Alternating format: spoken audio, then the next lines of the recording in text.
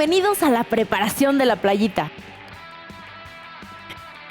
Hace varios años que no me tomo las vacaciones que me corresponden, así que me decidí y por fin voy a usarlas. ¿Sabían que las vacaciones son prestaciones laborales que tienen por ley en un empleo? ¿Saben cuáles otras prestaciones existen? Vamos a ver esta cápsula. En un trabajo o empleo existen ciertos derechos. Uno de ellos es gozar de prestaciones laborales. Las prestaciones laborales son beneficios adicionales a tu salario o sueldo que están orientados a mejorar la calidad de vida dentro y fuera del sitio de trabajo. En las leyes que protegen el trabajo en México, existen ya ciertas prestaciones irrenunciables y básicas y se llaman prestaciones por ley. Entre las prestaciones por ley que tiene cualquier persona empleada están los días de descanso, al menos un día a la semana por cada 6 días laborados. Están también las vacaciones pagadas después del primer año trabajado. El pago de un aguinaldo, que es una cuota extra en dinero al final del año natural. El reparto de utilidades, que es una parte de las utilidades si la empresa o negocio ha tenido alguna. También están las denominadas primas, que son pagos adicionales como la prima dominical si trabajas los domingos, la prima vacacional que ganas para pasar mejor tus vacaciones, la prima de antigüedad que va creciendo por cada año que cumples en tu empleo. Otras prestaciones laborales las recibes cuando tienes hijos. Existe la licencia de maternidad y paternidad, que consiste en disfrutar algunos días para cuidar y estar con el recién nacido. Los permisos de la lactancia, a través de los cuales una mujer puede ausentarse del trabajo por un tiempo para poder alimentar a su bebé cada día. La prestación por ley más importante de todas es la inscripción en el Seguro Social, y es obligatorio para todo empleador inscribir a sus trabajadores en él. A través de esta prestación se puede acceder a muchas otras cosas, entre ellas atención médica en clínicas y hospitales, un seguro por accidentes laborales y enfermedades discapacitantes, el uso de guarderías y centros recreativos y a una jubilación cuando cumpla ciertos años de trabajo comprobados. Recuerda que estas son solo algunas prestaciones que tienes por ley, pero no son las únicas que puedes obtener. Cuando existen prestaciones adicionales se les conoce como superiores a las obligadas por ley. Pueden ser muy diversas y dependen del contrato específico que firme una persona trabajadora con su empleado. Algunas empresas, por ejemplo, recortan a mediodía el trabajo del viernes para que puedas aprovechar tu tarde. Otras empresas pueden darte vales de despensa, cupones o boletos para eventos, cursos gratuitos o a un precio especial para que te capacites. Algunas empresas o instituciones tienen convenios con gimnasios o escuelas para que hagas uso de sus instalaciones y servicios. Te pueden dar tarjetas de descuentos, etc. Los restaurantes y lugares de comida normalmente tienen como prestación que los trabajadores coman ahí mismo. Otras tienen comedores especiales para la planta laboral, gratuitos o a precios muy económicos. Desafortunadamente, las empresas más pequeñas están más limitadas para prestaciones de este tipo, pero no es imposible que en una micro o pequeña empresa puedas negociar con tu empleador alguna prestación. Por ejemplo, alguna tarde libre. Aunque hasta ahora hemos hablado de las prestaciones que te debe y puede ofrecer una empresa o un empleador fijo, también las personas trabajadoras en otras modalidades menos formales, por así decirlo, tienen derecho a sus prestaciones por ley, como los días de descanso, las vacaciones, el aguinaldo y más. El Instituto Mexicano del Seguro Social tiene diversas modalidades de inscripción para estas otras personas trabajadoras. Una de ellas es la inscripción de las personas trabajadoras del hogar. Las personas que hacen trabajo doméstico remunerado generalmente tienen varios empleadores y andan de casa en casa por horas o días. No tienen contratos ni un sitio fijo de trabajo. Sus condiciones se pactan de palabra y su trabajo, por lo general, no es fijo. Afortunadamente, con una inscripción de este tipo, todos sus empleadores pueden aportar la cantidad correspondiente según el tiempo que dedican en sus hogares y así hacen una vaquita que se vuelve la cotización de la persona trabajadora y eso le da acceso a las prestaciones por parte del Seguro Social. También las personas que trabajan de manera independiente como pequeños comerciantes, artesanos, electricistas, plomeros o profesionistas que trabajan por su cuenta como abogados y diseñadores o incluso los que trabajan por temporada como albañiles pueden hacer su propia inscripción al Seguro Social y acceder a sus servicios. También hay un apartado especial de trabajadores independientes pero del campo. Comuneros, jornaleros o pequeños propietarios de tierra pueden inscribirse. Toda la gente en estos casos puede y debe recibir prestaciones laborales. Cuando llegues a un nuevo trabajo, no tengas pena en preguntar cuáles serán tus prestaciones laborales. Ya sabes que hay unas que tienes aseguradas y podrías conseguir otras. El Instituto Mexicano del Seguro Social fue fundado en el año de 1943 durante el gobierno del presidente Manuel Ávila Camacho. El seguro social, la pensión, las vacaciones, el salario y los días de descanso. No, la verdad no. Las vacaciones, días de descanso, el salario. Pues los días de descanso siento que son pues muy necesarios, siento que también en el ámbito de la salud de tener seguro social. Vacaciones, días de descanso y yo creo que los aguinaldos también. Siento que todas son vitales. Aparte de todas las anteriores, creo que estaría bien el derecho a la huelga y a la renuncia. Pues personalmente no me toca exigir, hasta eso en el estudio trabajando todo se me brindó, tanto lo poquito que sé hasta ahorita. Nunca tuve problema con eso. Creo que una es la de salud, ¿no? Prestaciones de salud o como vacaciones. Las prestaciones laborales que ahora conocemos y a las que tenemos derecho no existieron siempre. Se consiguieron poco a poco con la lucha de muchas personas que exigieron un trato digno y humano en sus lugares de trabajo. Desafortunadamente, muchas veces el interés de los empleadores por obtener mucho mayor ganancias con el trabajo de cada trabajador los lleva a recortar gastos en las prestaciones laborales y la vida de la persona trabajadora se ve afectada. Es un constante estira y afloja entre lo que merece el trabajador con lo que están dispuestos a pagar. Esta lucha ha ocurrido, podríamos decir, durante toda la historia y sobre todo después de la Revolución Industrial, cuando los obreros y trabajadores se organizaron y formaron sindicatos. Una de las prestaciones más peleadas ha sido siempre el tiempo de descanso obligatorio. Es lógico que tras varias horas de trabajo le tengan que seguir otras de descanso, para que el cuerpo se reponga y pueda continuar trabajando. Asimismo, con los días de la semana, a varios días seguidos de trabajar necesitamos días para descansar y desarrollar otras áreas de nuestras vidas. Sin embargo, en algunas épocas, los trabajadores eran obligados a trabajar sin descanso toda la semana, todos los días. Estas agotadoras jornadas terminaban afectando la salud y en no pocos casos provocaba la muerte de los trabajadores. Eso ocurrió, por ejemplo, con poblaciones en América tras la conquista de españoles, franceses, ingleses y portugueses. Las poblaciones originarias de las Islas Caribe, se afirma, fueron exterminadas completamente por los trabajos forzados. En las minas de México y Sudamérica murieron miles y miles de personas. Así que en varios momentos de la historia se han propuesto los descansos para el beneficio de la clase trabajadora e incluso para mejorar la producción. La religión judía, por ejemplo, designa un día de reposo y de reflexión a la semana. Las sociedades cristianas establecieron el domingo como día de descanso obligatorio. En España, en el siglo XVI, el rey Felipe II decretó que la jornada de trabajo para ciertas industrias debería durar no más de 8 horas y estableció días de vacaciones cada año.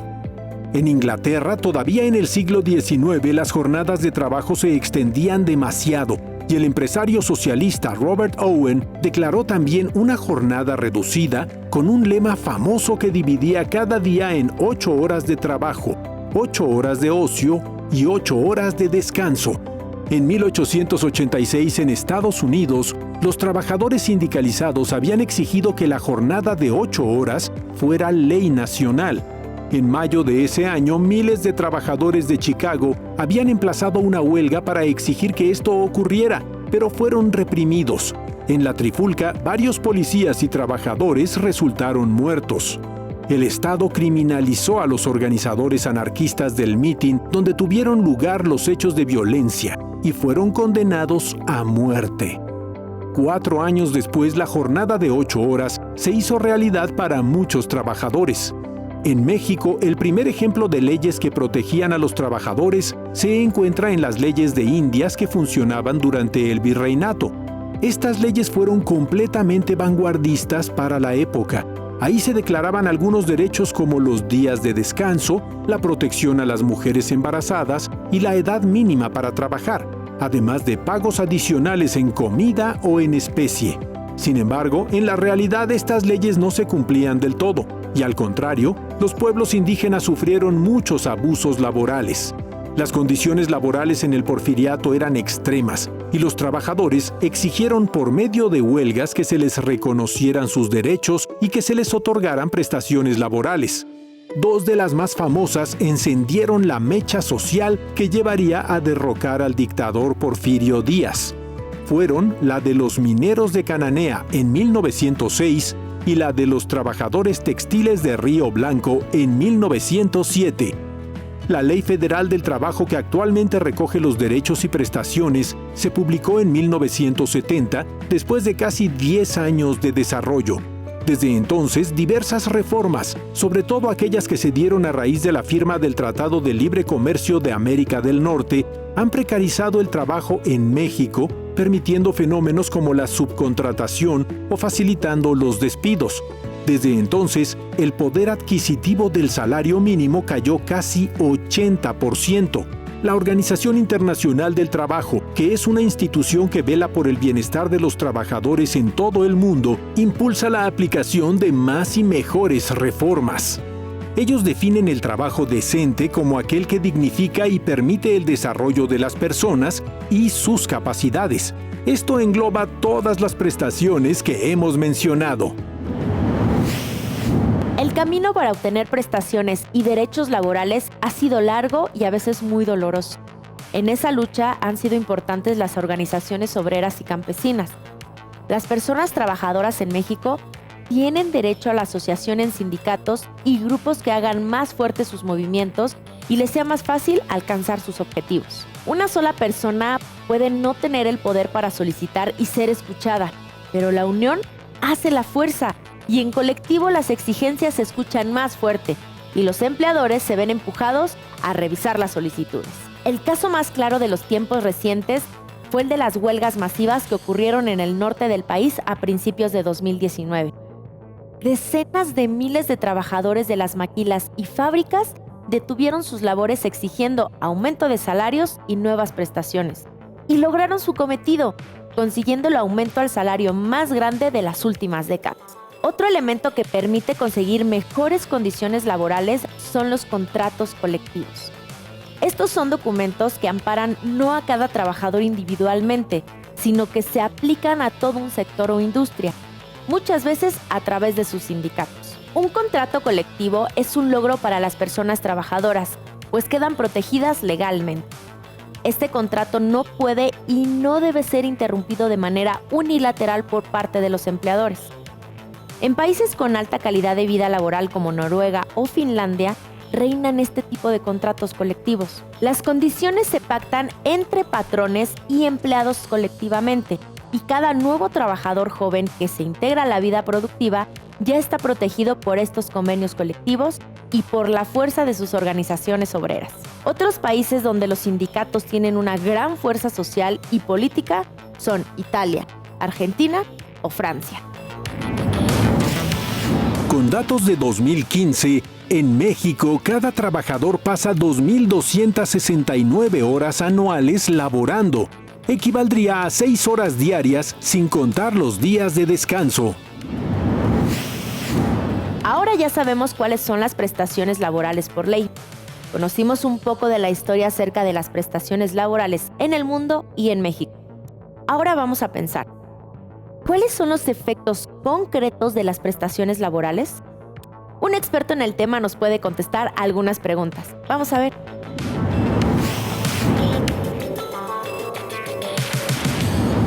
De entrada hay que hacer una diferencia entre cuáles son las prestaciones de ley y cuáles son las prestaciones superiores. Las prestaciones de ley básicas son el Seguro Social, el Infonavit, Afore, el pago de Afore, aguinaldo, vacaciones, prima vacacional y algunas, la prima vacacional y la PTU, que en este caso es el reparto de utilidades, que normalmente se tendría que pagar en todas las empresas, a menos que pues de verdad no haya una utilidad. Y bueno, las superiores de ley son prácticamente ilimitadas. Cualquier empresa puede ofrecer lo que guste como una prestación superior, pero las más comunes son seguro de gastos médicos mayores, seguro de gastos médicos menores, vacaciones extendidas, aguinaldo extendido, prima vacacional extendida. Hay muchísimas. Entonces, pues bueno, esa es la diferencia, ¿no? Y en cuanto a contar con las prestaciones, lo que nos da es una seguridad de que, por ejemplo, en cualquier momento que tengamos un accidente laboral o fuera del trabajo o una enfermedad, vamos a recibir atención médica de calidad, ya sea en IMSS o si tenemos seguro de gastos médicos mayores. Y además, este seguro de gastos, este beneficio del IMSS es extendido a la familia, a los padres, hijos y a la pareja. Además de eso, por ejemplo, si cualquier trabajador quiere comprar un inmueble, pues lo puede hacer a través del Infonavit. Y otra de las prestaciones muy importantes es el Afore, que es prácticamente el ahorro para el retiro. Los trabajadores tienen la certeza de que cuando se retiren van a recibir pues un poquito de dinero por toda la labor que hicieron todo el tiempo. Yo creo que sí, porque al final de cuentas el tener todas tus prestaciones de ley te motiva a dar lo mejor de ti, a seguir trabajando en un lugar que te está apoyando de esta manera.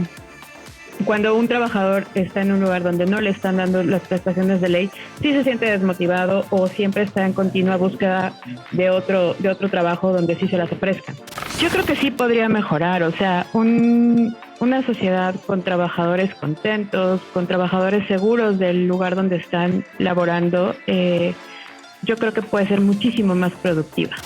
Hay varias formas. Por ejemplo, cuando una empresa no está otorgando prestaciones laborales, se arriesga a muchas demandas, tanto en STPS como en IMSS, como en SAT, que esto se traduce en multas muy, muy grandes, y esto podría afectarle muchísimo. Entonces, uno de los incentivos que, por ejemplo, da el SAT es bajar un poco los impuestos. Dependiendo de la industria, puede haber apoyos para cada una de las empresas. No sufran económicamente. Una empresa con una economía sana, con finanzas sanas, no tiene por qué tener problemas de gastos. En realidad, las prestaciones de ley son inversiones en su personal, en su empresa y en cuestión financiera. Completamente necesario desde el inicio de cualquier labor exigir las prestaciones de ley. Es uno de los mayores problemas que tenemos en México. La gente no pide sus prestaciones. Se espera a ver a que le pregunten si le van a dar seguro o si cualquier cosa, incluso la parte de las vacaciones o así.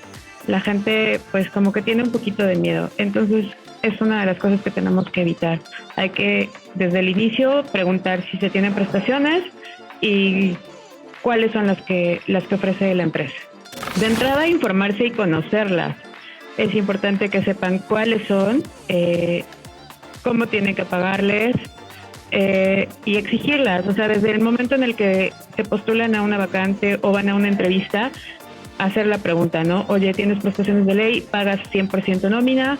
Y ahí pues se van dando cuenta, ¿no? Y rechazar todos estos trabajos, a menos que sean freelance, todos estos trabajos que están contratados por outsourcing o que no ofrecen prestaciones porque la empresa no puede pagarlas, ¿no? Si una empresa no puede pagar prestaciones de ley para sus trabajadores, no es una buena empresa. Para las empresas puede resultar benéfico invertir un poco de sus ganancias para pagar prestaciones laborales extras. Es un elemento que al competir con otras empresas o instituciones les da prestigio y las coloca como empresas socialmente responsables. Este distintivo repercute en consumidores y en la sociedad, que al momento de elegir un producto puede optar por la que produce la empresa que mantiene con mejores prestaciones a sus empleados. Esas prestaciones podrían atraer a trabajadores más calificados, aun cuando el salario fuera más bajo, lo que demuestra que no siempre el dinero es lo que motiva a las personas a trabajar, sino el bienestar y el balance entre la vida personal y laboral. Algunas posturas, como la de los liberales económicos, afirman que las prestaciones, es decir, gastos adicionales de la empresa, retrasan o entorpecen la creación de riqueza. Por supuesto, se refieren a la riqueza solo en términos monetarios. ¿Solo es riqueza la ganancia en dinero y la producción sin fin? Tal vez habría que poner en duda eso si pensamos que riqueza también significa contar con salud, ir a un evento cultural, pasar tiempo con nuestras familias y amigos. Necesitamos de todo esto para desarrollarnos emocional y mentalmente, sin que el trabajo nos enajene y nos enferme. Los seres humanos nos desarrollamos en sociedad y lo hacemos así porque la vida en colectividad nos otorga seguridad, nos ayuda a crecer cuidándonos mutuamente. Hoy en día la producción material es tan grande que permite la creación de instituciones oficiales que se dedican a proveer seguridad social. A través de ellas, millones de personas pueden ser atendidas en un hospital y tener un ingreso mensual cuando lleguemos a la jubilación. Todo lo aportamos en nuestra vida laboral. También aporta a la colectividad, al gobierno, al funcionamiento institucional. Casi una tercera parte de nuestras vidas la pasamos trabajando. Debemos procurar que la vida laboral se considere como una inversión que aporta a nuestro crecimiento personal y colectivo. Encontrar un sitio seguro y estable de trabajo donde generemos relaciones significativas, donde nos sintamos orgullosos y aportemos a la sociedad es importante para nuestra vida personal y colectiva. Cada prestación que podamos disfrutar nos acerca un poco más a este balance entre lo que damos y lo que recibimos.